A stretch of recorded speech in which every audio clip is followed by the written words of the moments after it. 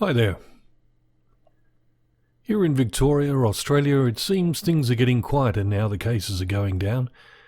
It's settling into the standard 1984 doublethink with phrases like a COVID normal, staying apart keeps us together, and the wonderful social distancing.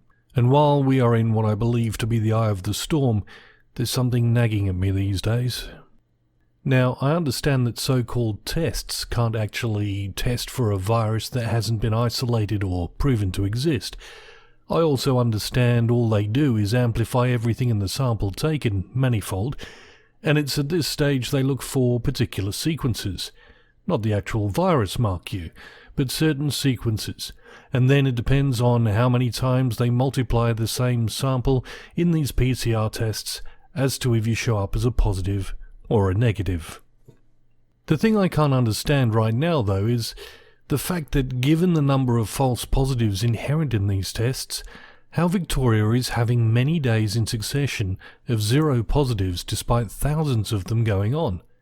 There can be no other explanation than to have lowered the multiplier of the PCR test in Victoria so everyone is showing under the threshold.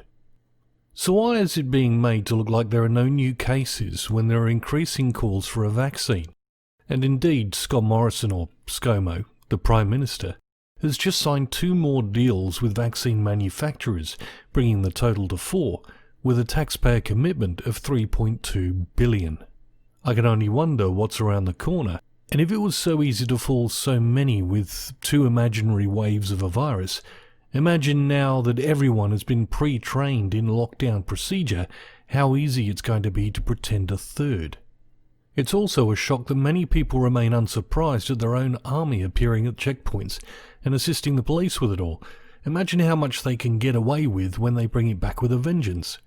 The army may be out in full force with Nazi-style checkpoints galore this time. And it saddens me to think of the sacrifice all the family members of this country once made.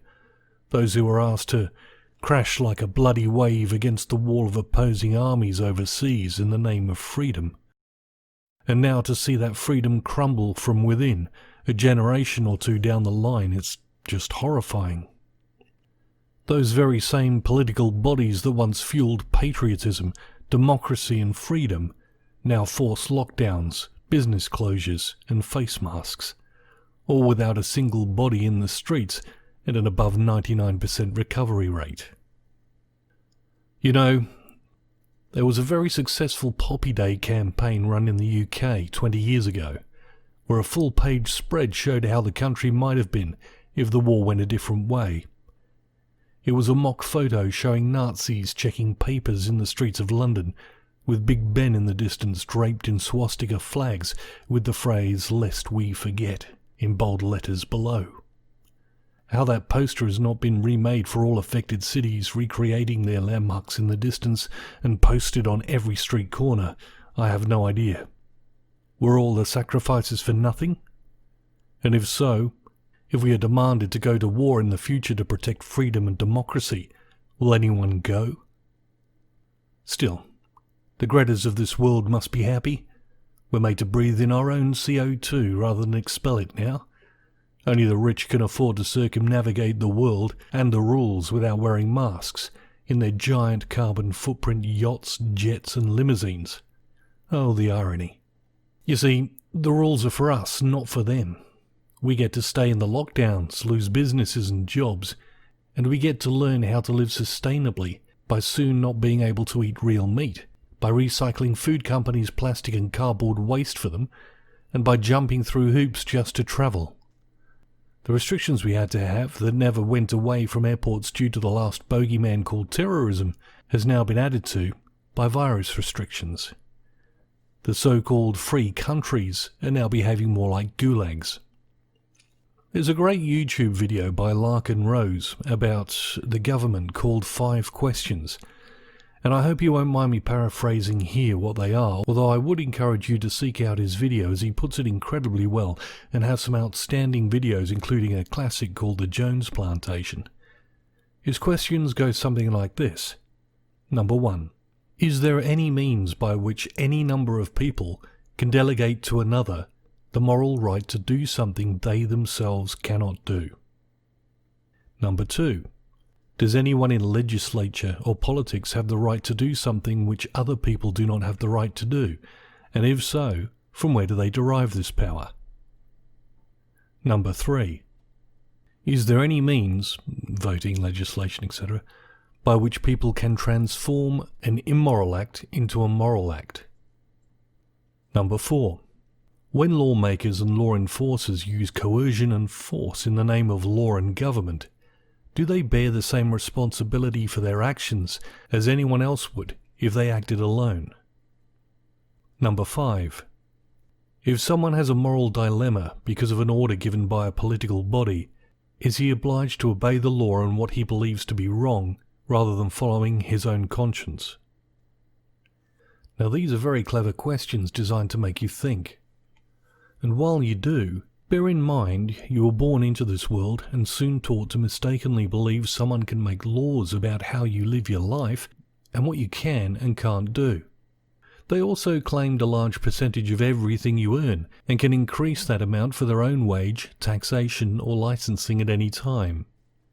When did you agree to this? If it was once agreed prior to you being born, what obligation do you have to uphold it? If you were coerced to abide by it, for instance by applying for a tax number under threat of money being withheld, is it legal? If a constitution or law exists, who is bound by it and for how long? Surely a man and woman's rights are self-evident and held in check by the morals of the majority. Does anyone have the right to demand your allegiance just by writing it on a piece of paper? In fact, if government were legitimate in any way, would they not have the same powers as any individual and no more, as it seems in most cases to be formed by we the people, who only have an individual's powers, and God, who is above it all, who only gave us some basic moral guidelines to follow and told us to go forth and multiply. It's only self-interested governments and politicians that have got us here, and a very poor job they do. Let's assume for a minute they do have power.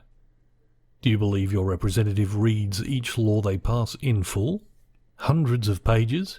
And do they look for possible abuses of power within and debate it and maybe talk to lawyers and constituents to make sure it's agreeable?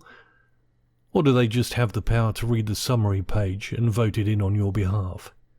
Is that your democracy? If they don't read it, have they done their job? Would you pay your home builder to build your home after just looking at the driveway on the plan?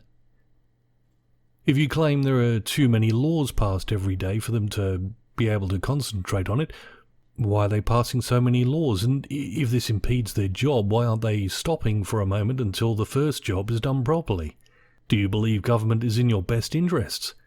I mean, 100 years of taking you and your family's money, and not only are we not living off the wisely invested surplus and using free flying cars, but here we sit many trillions in debt knowing our future generations are sold down the river to the slave owners because of gross mismanagement over generations. I think more and more people are realizing their lives have been governed by pieces of paper pretending authority for too long. And so as we live a life, at least for now, foretold on paper in the book 1984, it's entirely possible we may also see part of that other infamous book, Brave New World, come to pass. I'm guessing eventually there may well be a Brave New World split of a small faction that will break off to live away from society with nature instead of this new world.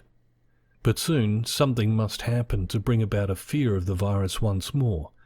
Whether a real one is released or a continuation of the boy who cried wolf, one thing is for sure, the vaccine needs to be given to a vast amount of the population, according to Big Pharma and Billy Boy anyway.